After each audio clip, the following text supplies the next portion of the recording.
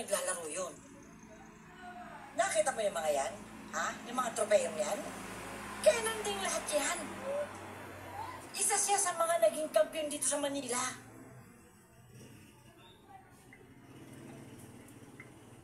Ang kaso, isa rin yan sa nagbigay ng malaking trahedya sa buhay niya. Bakit ho? Anong nangyari? Ginulpi siya ng sindikato.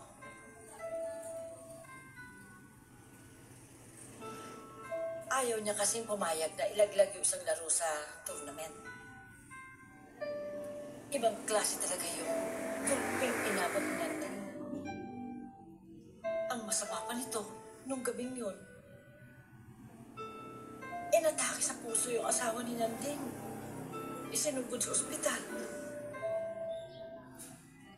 At dahil sa pangyayaring yun, hindi niya na to inabot ng buhay. Kaya simula nun, tinalikuran niya na ang paglalaro ng bilyar.